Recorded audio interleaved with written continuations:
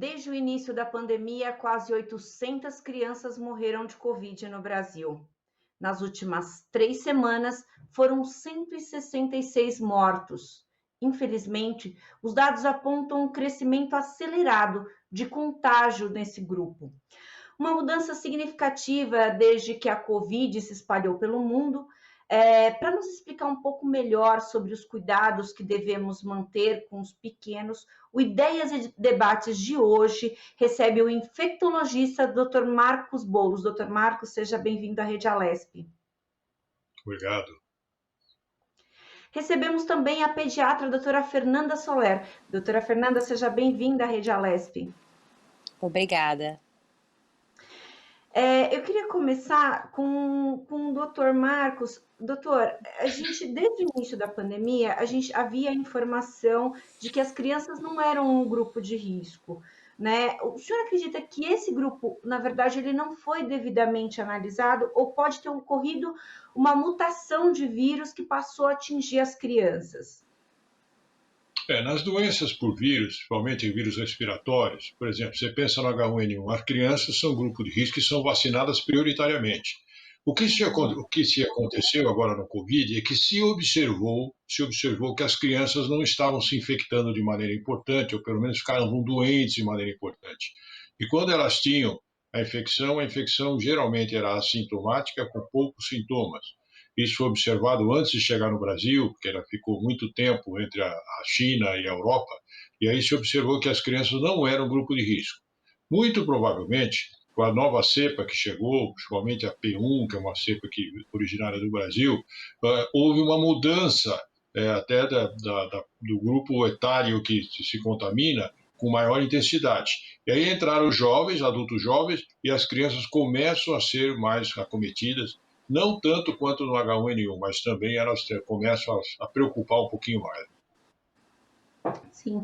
Doutora, a senhora tem observado no consultório que os sintomas dessas crianças infectadas são os mesmos dos adultos? Ou a gente tem que observar alguma coisa diferente aí no comportamento das crianças? Aí a gente chama atenção principalmente para aquelas que ainda não falam, né? Que são as menorzinhas. Sim. A grande dificuldade da pediatria é justamente essa diversidade de faixa etária, né? Os adolescentes já conseguem referir mais os sintomas, conseguem falar mais como os adultos, as questões de dor de garganta, tosse seca, né? A febre que geralmente está acometendo o quadro da Covid, embora não seja obrigatório, tá? Só que quando a gente pega um bebezinho, às vezes ele tem apenas febre, né? Ou sintomas de coriza, sintomas muito inespecíficos, o que acaba dificultando um pouco o diagnóstico. Outros bebês menores ainda, às vezes, somente ficam mais irritados, né? E chorosos. Uhum. Doutor Marcos, o agravamento da Covid das crianças, o senhor avalia que inspira mais cuidados das equipes, uma vez que, dependendo da idade, o sistema imunológico dessa criança ainda não atingiu a maturidade? Tem essa relação ou não necessariamente? Não, não, tem sim. Claramente, as pessoas que não têm o sistema imunológico bem desenvolvido ainda, as crianças que ainda não chegaram lá, elas funcionam como um adulto imunodeprimido. Então, ou seja, ela tem riscos maiores das infecções mais graves. Por isso que quando você vacina a criança, você vacina muito cedo, você tem que revacinar, porque o sistema imunológico ainda não responde adequadamente. Mas certamente a Fernanda sabe responder melhor que eu essa questão, né, Fernanda? A senhora quer complementar, doutora? Sobre a questão das vacinas? Sim. Sim, as crianças, quando muito pequenas, inclusive, né, prematuros, por exemplo, recém-nascidos, eles são muito mais deficientes, digamos assim, o sistema imunológico deles, né? Inclusive, conforme vai passando o calendário vacinal, que a gente vai começando a liberar os pacientes a ter contato com outras pessoas, isso numa rotina comum. Quando a gente fala agora numa rotina com Covid, a preocupação redobra, né? Uhum. Doutora, eu queria, até a senhora falou da preocupação que redobra, a gente está num período que as crianças têm costumeiramente muita alergia, muito problema respiratório, bronquite, etc. E aí a gente sabe que em alguns momentos esses sintomas eles são muito semelhantes aos da Covid. Dá para diferenciar para o pai, para a mãe não se desesperar e diferenciar essas doenças? E aí eu até falo, comentando com o Dr. Marcos aqui em off, da minha sobrinha, que tem 1 aninho e pouco, que tomou as vacinas do calendário e ficou com reações da vacina, e a gente entrou em desespero achando que ela estava com Covid. E, na verdade, eram as reações. Como é que a gente faz essa diferenciação, doutor? É só com exame? O exame é o padrão ouro, né? O RT-PCR é o padrão ouro para a gente diagnosticar. Mas a gente consegue diferenciar um pouco de acordo com os sintomas e a cronologia dos sintomas da criança. Então, por exemplo, se a gente tem uma criança que sabidamente tem bastante rinite e só começou com os espirros, né? A tendência é que seja rinite. Mas se a gente já tem uma criança com coriza importante, aquela secreção nasal saindo, ou uma criança que está com uma tosse importante, e isso evolui com outros sintomas, como febre ou diarreia, a gente já tem que se preocupar mais para um quadro viral, e o COVID está aí como uma grande opção. Ah, perfeito. Doutor Marcos, a gente sabe que tem casos importantes da síndrome de pós-Covid, isso em pacientes adultos. E eu queria saber se vocês, dentro do centro de contingenciamento, ou até da conversa do senhor com outros médicos, se o senhor tem observado esses casos também em crianças, e aí como que é essa observação clínica? São pacientes já com meses, ou como é que tem funcionado essa observação clínica? Bem, nós não temos dados sobre isso ainda, né? A doença em criança começa a ficar mais prevalente agora. E talvez a Fernanda, se estiver acompanhando, ela vai poder dizer se tem algum tipo de consequência. Eu não vejo por que não ter. É possível que tenha. Agora, se for criança pequena, como ela comentou já, dificilmente ela vai se reconhecer inicialmente, se ela tem um distúrbio neurológico, às vezes até de psique, alguma coisa assim, é mais difícil. Vai se reconhecer melhor se ela tiver um quadro, principalmente renal, é bastante frequente no Covid, com insuficiência renal discreta. Mas a maior parte dos casos, essas reações pós-epidemia, elas são controláveis e reversíveis com o tempo. Apesar que nós não temos muito tempo de acompanhamento dessa doença, mas nós temos percebido que as pessoas que têm essas manifestações vão reduzindo com o tempo e deixam de ser importantes. Mas a criança, eu tenho a impressão que nós não temos ainda uma casuística muito grande para poder dizer como se comporta. Eu também não vejo crianças, a não ser meus netos. Aí a Fernanda deve saber um pouquinho sobre como acompanha esses pacientes aí, se estão tendo consequências ou não. Doutora Fernanda, a senhora já observou no consultório a síndrome de pós-Covid em crianças? Como tem sido aí o acompanhamento do pós-doença aí dos pequenos? Então, eu sou pediatra e sou intensivista, trabalho em UTI pediátrica também. Felizmente, não tem aparecido quadros tão relevantes assim de síndrome pós-Covid em crianças, tá? Muito felizmente. O que tem sido comum nesta fase do ano é os quadros que a gente confunde Covid com outros quadros respiratórios, como você citou anteriormente, que é bem frequente esse ano, que é a bronquiolite, causada por outro vírus, o vírus sincicial respiratório, e até mesmo os causados pela influenza. Então, de Covid mesmo, não tem sido tão relevante assim no público pediátrico essas manifestações pós-Covid. Doutora, o tratamento para adulto, a gente sabe que são inúmeros coquetéis que as equipes médicas atuam onde o paciente teve mais comprometimento, né? Eu queria saber como é que tem sido com as crianças, se as drogas administradas são em menores doses ou são drogas específicas para crianças. Como é que tem sido o tratamento? Então, o tratamento do Covid nas crianças vai depender muito do grau de acometimento, né? A maioria das crianças sendo assintomáticas ou oligossintomáticas, elas tomam sintomáticos somente. Então, se tem muitos espirros, a gente entra com um anti-histamínico, se uma lavagem nasal, uma inalação. Porém, se essa criança vai ficando mais acometida, com necessidade de internação hospitalar, a gente dá suporte de oxigênio. Como é um quadro viral, a gente tem que dar suporte à criança, né? Para que ela possa, o organismo dela mesmo, combater imunologicamente a doença. E sempre que tem algum acometimento secundário, que é muito comum quando a gente tem um quadro viral, a gente ter, por exemplo, uma pneumonia secundária, a gente acaba tratando a doença secundariamente. Queria até complementar. Posso complementar? Não, complementando. Não existe tratamento. Como você falou para criança, não existe tratamento para adulto também, tá certo? Não existe tratamento específico. O tratamento que se faz é o que ela está comentando. Você vai usar sintomático se a pessoa está com sintomas, e se a pessoa ou a criança estiver grave, ela vai usar medicamentos relacionados à gravidade, aí corticosteroides, outras coisas para evitar o processo inflamatório maior. É isso que se usa. Então, quando você fala tratamento para Covid, não existe. Para não confundir com pessoas que falam que tem tratamento, que tem que usar tal remédio. Isso não existe. Tá? Nenhum tem eficácia comprovada contra a Covid. Muito bem observado, doutor. Muito obrigada pela observação. É importantíssimo a gente falar, e eu ressalto aqui, os médicos atuam em cada um dos sintomas, não há uma droga específica que trate COVID. Então, se a pessoa está com um comprometimento do pulmão, os médicos vão tratar o pulmão.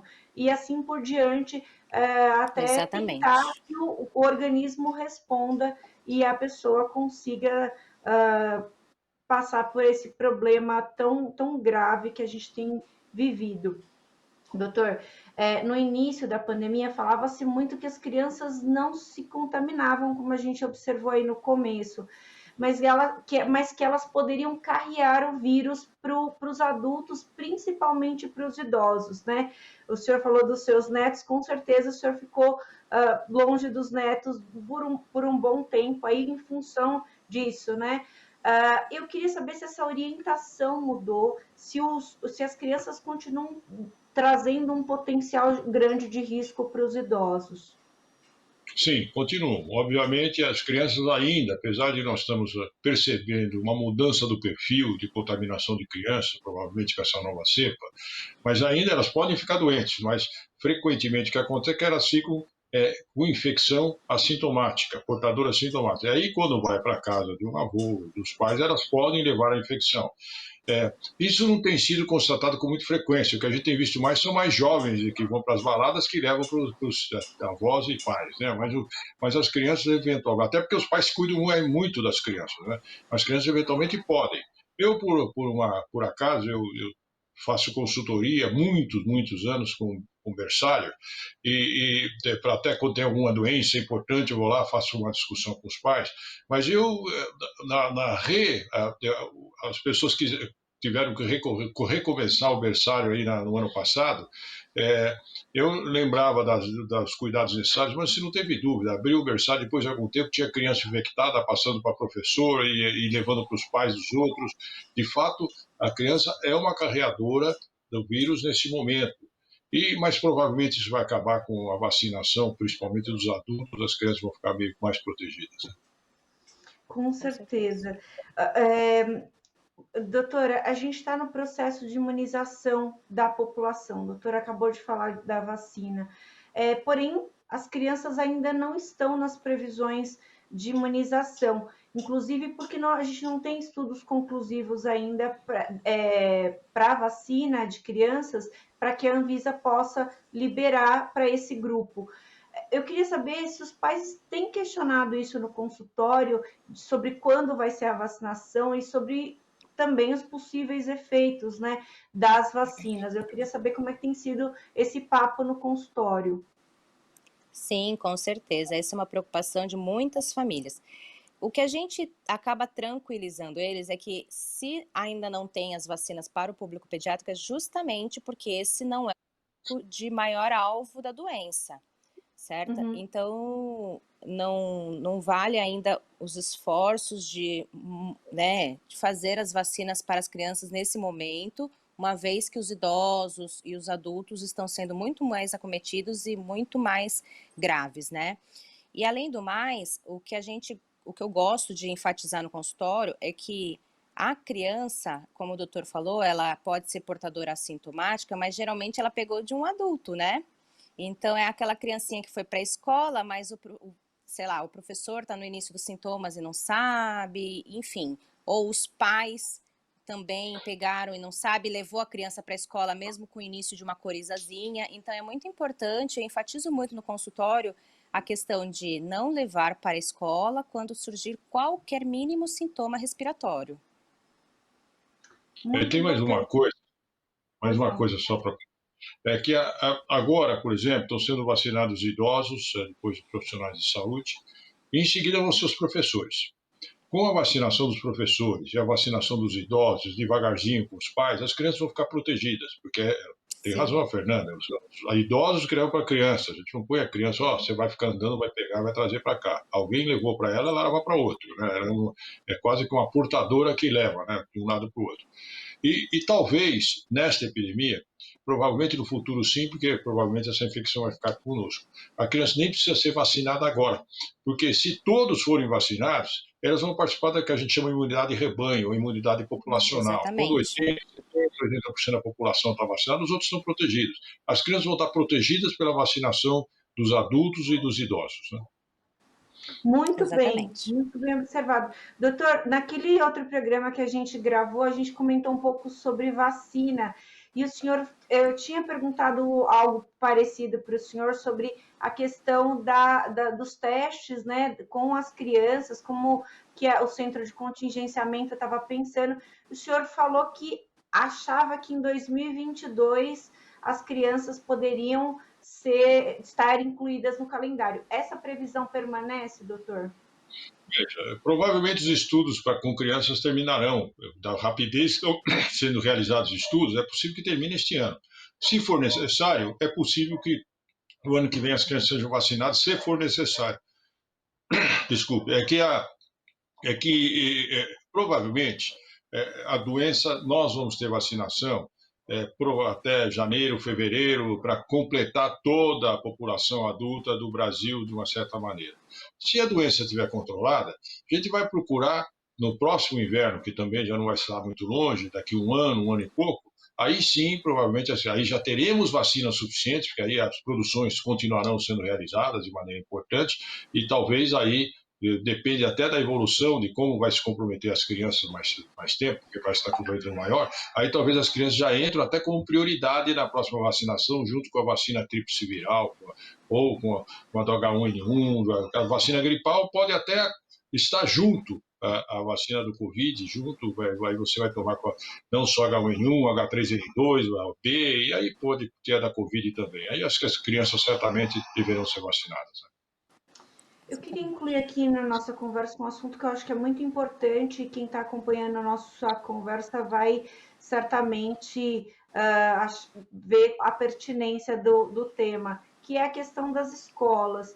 A gente tem é uma polêmica muito grande, de um lado as pessoas falam sobre o problema, o potencial de contágio que tem a escola, do outro lado as pessoas argumentam com relação à saúde mental das crianças, é uma discussão bem acirrada e as duas partes têm lá as suas razões.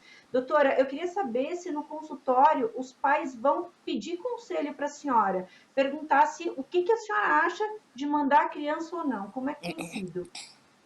Sim, com certeza. Eles sempre me perguntam e anteriormente, né, desses casos surgirem e de fecharem novamente o Estado de São Paulo, a minha orientação era que dependendo de cada família, claro, por exemplo, uma família onde tem alguém do grupo de risco, talvez seja interessante postergar esse retorno, apesar de toda essa questão de saúde mental que você comentou, que de fato aumentou demais obesidade, aumentou demais depressão, ansiedade, em todas as faixas etárias pediátricas.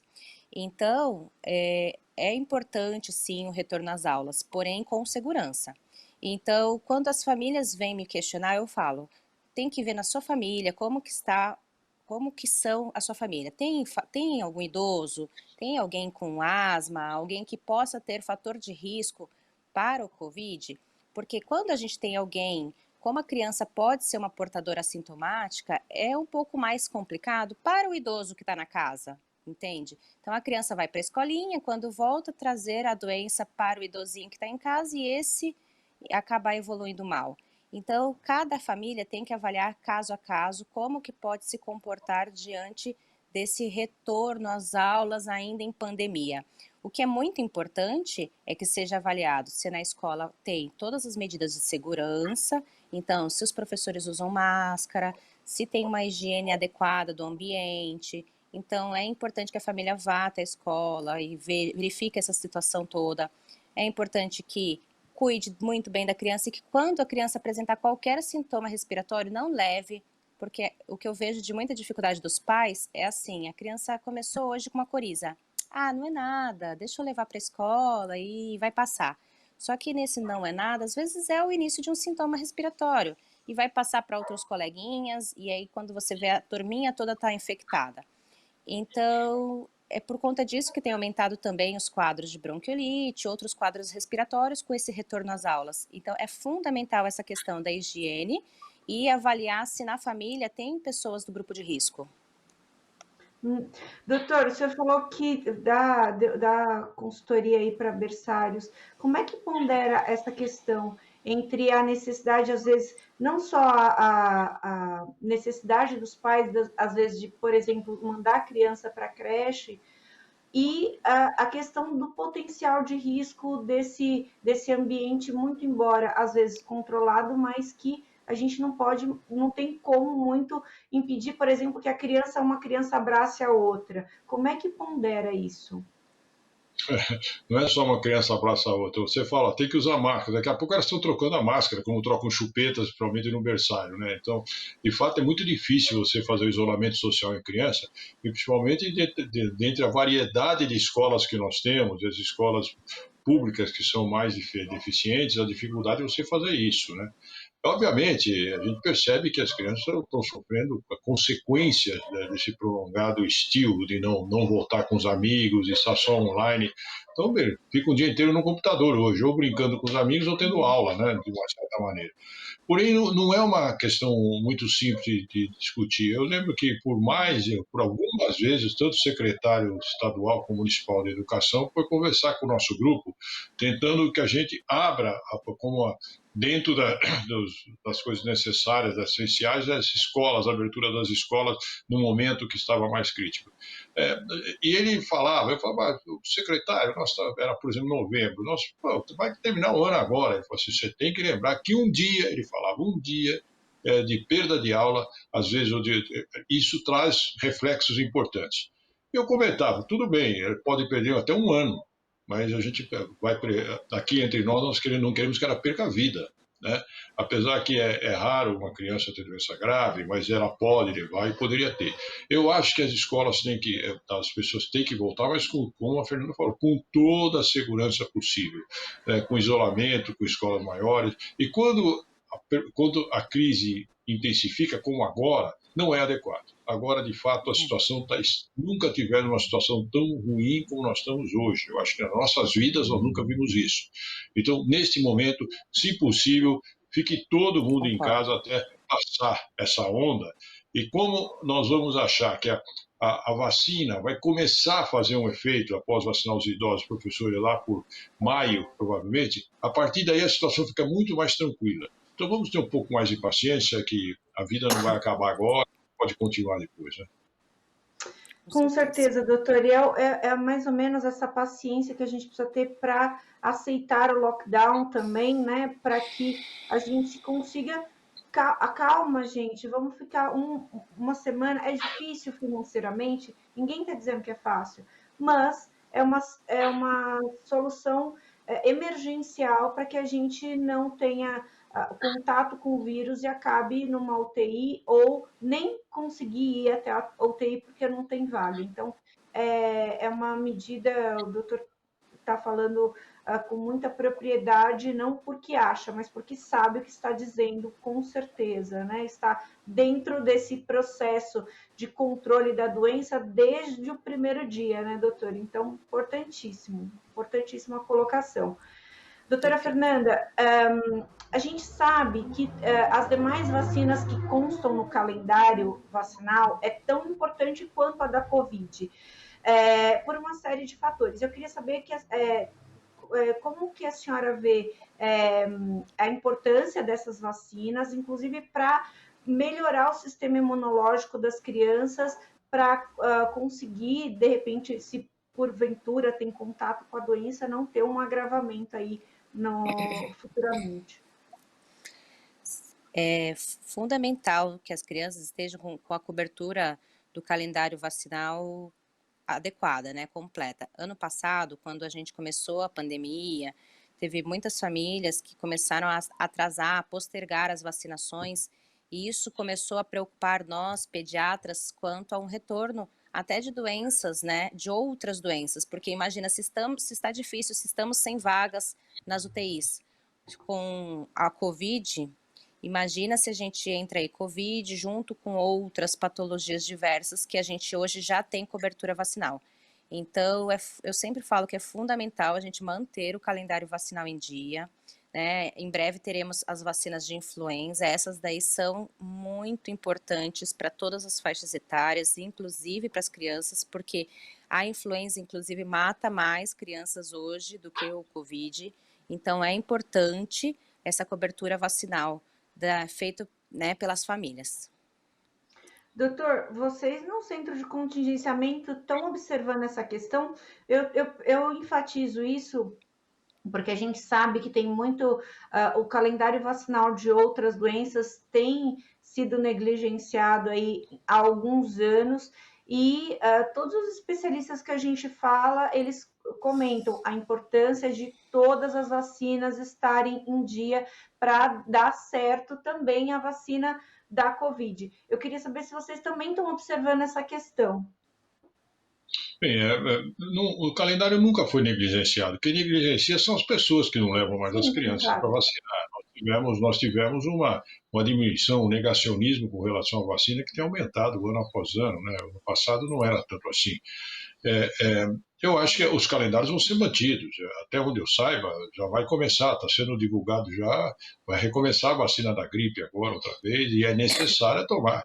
Porque tem que lembrar o seguinte: a doença grave por Covid, ela dá o que a gente chama de uma síndrome o ISRAC, né, que é da respiratória aguda e grave, né, que acontece, mas ela acontece com Covid e acontece com H1N1, acontece com H3N2, acontece com todas as doenças gripais.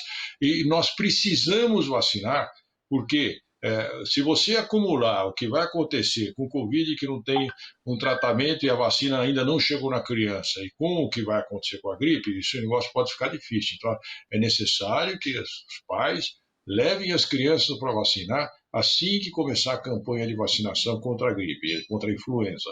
É fundamental para a gente proteger. No centro de contingência, no momento atual, nós discutimos não tanto, eu acho que a gente, claro que a gente fala, a vacina tem que estar, a gente está discutindo muito mais as dificuldades de atenção da população com relação às medidas para que o Covid não agrave muito mais, satisfeito, que eu acho que não dá para agravar mais do que está hoje, né? Você não tem mais leito hospitalar, não tem mais UTI, as pessoas morrendo sem hospital, mas a situação não está simples. Então, nossas reuniões são até reuniões atribuladas por causa disso, né? Os mais moderados com os mais radicais na tentativa de fechar tudo, essas coisas todas. Eu imagino, doutor, que a gente está aqui num desespero tão grande. Imagina vocês que estão lá tentando gerenciar esse problema todo. Peço desculpas, doutor, porque eu me expressei mal. Quando eu digo negligenciar, não digo do governo, mas eu digo da população mesmo, dos pais que acabam indo por esse caminho negacionista e não levam as crianças para a vacinação. Então, quer dizer, em 2021, a gente falar de casos de sarampo, sendo que a gente tem a vacina à disposição gratuitamente nos postos, é inconcebível. Então, é sobre isso. Desculpe a minha não ter me explicado bem. Doutor, eu queria saber também, enfatizar isso, se a vacinação em dia, se ela evita doenças oportunistas. Eu insisto nessa questão, doutor, para a gente tentar realmente educar quem está, conscientizar quem está nos assistindo. É para mim a pergunta ou para mim? Sim, Tá. sim. Se é possível evitar doenças oportunistas. Veja, é difícil. A vacina, doenças oportunistas, elas acontecem quando você tem uma imunodeficiência, né? Então, ou seja, o micro-organismo, seja vírus, bactérias, fungos, qualquer coisa, ela aproveita a defesa que está baixa e se dissemina. Então, não tem muito a ver com a vacina, porque a vacina não tem vacina que previne contra doenças, as doenças que estão aí, que podem ser imunodeprimidas, que pegam a imunodepressão especificamente, né? Ela não tem muito a ver. Obviamente são abordagens distintas, mas claramente as pessoas que estão, principalmente as crianças, mais protegidas, mais imunizadas, que não pegam a doença que ela foi imunizada, ela vai se proteger contra infecções oportunistas que costumam acontecer em outras doenças. Se eu tenho sarampo, por exemplo, sarampo leva a uma depressão imune discreta e você pode ter outra doença em cima. Se você está vacinado com sarampo, você não tendo sarampo, você não vai ter também a doença ou chamada oportunista. Eu queria colocar também uma outra questão que está um pouco acima da faixa etária das crianças, que são os jovens, né? E aí, eu queria. O doutor colocou uma questão aqui anteriormente que é muito importante da gente enfatizar também, dos jovens que estão trazendo com as suas festas clandestinas as aglomerações para dentro de casa. A doutora atende ali até uns 18, 20 anos, doutora? Está ainda na sua faixa de atendimento? Sim, atendo até Eu queria 18 saber anos. como tem sido a conversa com esse público, até para conscientização, uma vez que a gente sabe que a gente vê, é absurdo, a gente vê nas entrevistas o jovem falando, não, mas as pessoas estão morrendo, mas não sou eu. Como assim, gente? Você também está ali num grupo de risco e tem sim uma possibilidade de não só de contágio, mas como de contagiar a si mesmo como outras pessoas. Como tem sido, doutora, nos consultórios? Isso tem sido um trabalho de formiguinha, né? A gente orientar as famílias e os jovens quanto às questões justamente de ele pode não estar sendo o principal alvo, mas ele está passando para as pessoas que ele ama, né? Então, tá tendo muito negacionismo, tá tendo muito famílias que não acreditam que o Covid tá matando, é até uma coisa muito ilógica, né? A gente vê nos noticiários, a gente vê as UTIs fechadas porque não tem mais vaga, pessoas morrendo porque não conseguem nem sequer ter acesso às UTIs, e ainda temos pessoas. Esses dias vimos um baile da terceira idade, como assim, né? Então a gente está tendo que trabalhar em dobro no quesito de orientar as pessoas que existe a doença, que ela está matando mesmo e que a única forma que a gente tem de combater é a gente fazendo as medidas preventivas, né? Usar máscara, evitar aglomerações, usar bastante álcool gel, cuidado dos ambientes e nunca expor outras pessoas quando você tiver com qualquer sintoma, né? Doutor Boulos, vocês também estão tendo que trabalhar em dobro para não só trabalhar na questão sanitária, mas também da conscientização desse público? Olha, você sabe que eu descobri que eu não tenho crédito nenhum perante a população, como vocês também não têm, porque a gente fala a mesma coisa, ninguém acompanha o que a gente fala, né? E eu acho que precisa ter um estudo antropológico para entender o que as pessoas estão fazendo com a vida delas. Não é possível que no estado atual que nós estamos, com quase 300 mil mortes, se continuar assim, em agosto nós vamos estar com 500 mil mortes, ou seja, boa parte, uma porcentagem significativa da população brasileira morrerá. E as famílias, quantas famílias estarão aí comprometidas com esse sistema? E quantas outras pessoas poderão ser infectadas pelo falta de juízo de algumas pessoas? Então, ou seja, enquanto a pessoa não tiver amor à sua vida, que é o único bem, o bem maior que nós temos, não tem amor à vida das pessoas que estão ao seu redor, e não tem a solidariedade com o próximo, as coisas não vão para frente. Agora, a gente tem falado isso, a exaustão, e as pessoas continuam se aglomerando à exaustão também. Eu não, eu acho que existe alguma coisa que nós não estamos conseguindo. Eu entendo que existe hoje politicamente um presidente negacionista que brinca com a vida das pessoas e não se preocupa, e tem pessoas que estão confundindo a adesão ao presidente que eles podem amar com questão de saúde da sua própria vida e da vida das pessoas que ele está ao redor. Então, isso é não só incompreensível, como é inaceitável, mas é o que está acontecendo, infelizmente, em nosso país, que lidera todos os índices de doença hoje no mundo, é o que mais está morrendo aqui, é o que mais lidera, e só era ultrapassado antes pelos Estados Unidos, que tinha outro presidente igualzinho, né? A outra é um pouco mais inteligente, talvez. Mas, de qualquer jeito, a situação é extremamente dramática, nós estamos numa situação difícil e nós não sabemos mais o que, porque nós contamos com a ajuda de todos vocês da imprensa, falando das mesmas coisas, mas as pessoas ou não ouvem nada, ou não veem nada, ou não querem acreditar em nada. Então, aí não tem o que fazer mesmo. O senhor sabe que, até trazendo aqui uma informação de bastidor, às vezes a gente vai convidar infectologistas para conversar para explicar as situações da Covid, e alguns já estão respondendo para a gente: eu não quero mais falar de Covid, eu não aguento mais.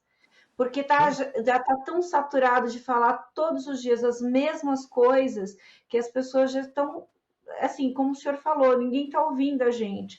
E quando está numa situação extremamente difícil. Em falar em não ouvir, há uma questão que eu acho que é mais uma vez para falar, mas é importante da gente colocar, é do medicamento, que as pessoas insistem em usar como um controle preventivo da doença, que não existe. Não existe nenhuma droga que seja preventiva à Covid ou que trate a Covid especificamente. Queria saber, doutora, se as pessoas vão para o consultório pedindo receita médica de drogas específicas para tratar a Covid, como é que tem sido? Sim, ontem mesmo à noite eu recebi um WhatsApp de um pai querendo que eu orientasse quanto ao uso de uma droga específica que o pessoal tem comentado muito, porque ele acha que talvez possa estar. E eu falei: primeiramente, é importante que você saiba se você está mesmo. Estamos tendo casos com hepatotoxicidade, ou seja, os fígados comprometidos por um uso irracional de medicamentos. E às vezes você usando o medicamento no momento errado, você prejudica, inclusive, o tratamento, né? Porque você mascara a doença, você mascara sintomas que são importantes para o médico saber se você está com a doença ou não. Então, é uma coisa que eu costumo bater muito na tecla no consultório, nas redes sociais, que é se você quer ter uma prevenção de doenças em geral, não existe nenhum medicamento que vai fazer você ter uma melhora do seu sistema imunológico. O que existe é um todo. É um bom sono, uma boa alimentação, uma boa cobertura vacinal, né? Ver se você está com alguma deficiência nutricional naquele momento, e para isso é muito importante que os pais levem seus filhos ao pediatra, seja, né, antes presencialmente, agora através das teleconsultas, mas a gente tem que manter a nossa saúde como um todo. Não adianta ficar correndo atrás de medicamentos que possam prevenir aí a doença, porque não existe um medicamento específico para a prevenção do Covid. Existe sim ações que você pode ter na sua vida para que o seu sistema imunológico esteja forte para combater as doenças, né? Então, é isso que a gente fala muito na pediatria, prevenção, né? E é o que eu mais acredito e tenho falado muito aos pais. Dr. Marcos Boulos, esse uso indiscriminado de medicamento que não tem eficácia, que não tem serventia para esta doença, pode trazer consequências graves, como, por exemplo, uma hepatite medicamentosa? Até pode, a despeito que esses medicamentos eles não são usados por muito tempo, mas todos eles são tóxicos, né? Tem excreção hepática ou excreção renal, então eles são tóxicos todos. É aquilo lá, quando você usa medicamento, nenhum medicamento é bom. A própria ácido acetil salicílico, dipirona, nenhum deles é bom. A gente usa quando é preciso. Você vê risco e benefício quando você usa um medicamento. No caso específico dos medicamentos de Covid, você não tem benefício nenhum. Então, só você passa pelos riscos do medicamento que existem. Todos os medicamentos têm seu risco. Então, se tem risco, seja lá de cloroquina, ivermectina, e todas essas bobagens que estão sendo usadas, que têm suas indicações específicas, mas nunca, nunca, nunca para doenças por vírus. Eu, por acaso, fui pesquisador durante mais de 40 anos de malária. Eu usava cloroquina, uso para malária o tempo todo. Nunca esse medicamento serviu para outra coisa a não ser como um anti-inflamatório discreto para doença, para colagenoses, e aí mesmo, depende de quanto você usa, tem uma gravidade e efeitos colaterais importantes. Então, eu não sei de onde as pessoas inventam esses medicamentos, porque não existe estudo nem de presunção de que isso possa ser útil para essas doenças, o pessoal inventa essas coisas, eu não sei como. Né? Com certeza. Queria agradecer demais ao esclarecimento de ambos, a disponibilidade de falar conosco e de nos ajudar nessa questão que a gente precisa sim voltar os olhares, que é o aumento das infecções aí nas crianças. A gente precisa, não é terrorismo, a gente está tratando aqui como um alerta que as crianças também precisam está dentro dos protocolos de cuidados sanitários para que não sejam infectadas e nem carreguem o vírus para outras pessoas. Dr. Boulos, muito obrigada pela sua disponibilidade, pelos seus esclarecimentos, sempre muito importantes para nós. Eu agradeço a você, Fernando, é um prazer. Eu acho que nós sabemos o que tem que ser feito. Nós precisamos que as pessoas saibam também o que tem que fazer na sua vida para preservar a sua vida, evitando o distanciamento, usando máscara quando possível, preservar as crianças, seus filhos, seus netos e preservar todos nós. Muito prazer, muito obrigado. Muito obrigada, doutora Fernanda, pela sua participação, pela sua ajuda e também esclarecer os pais que estão ali, de repente, numa agonia dentro de casa, nesse momento em que tudo a gente tem medo que seja Covid. Muito obrigada, doutora. Eu que agradeço a oportunidade de estar aqui, agradeço também ao Dr. Boulos por estar junto, e é isso, a gente tem que ficar um pouquinho mais calmo e aderir às medidas sanitárias, é isso que vai fazer com que a gente consiga passar por essa fase tão difícil de nossas vidas que realmente está complicado. Muito obrigada a todos, obrigada a você que acompanhou esse Ideias e Debates.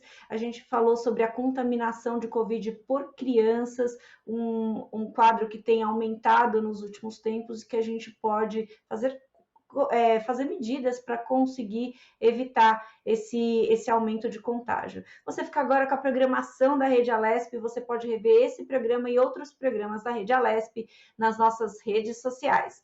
Muito obrigada e até a próxima!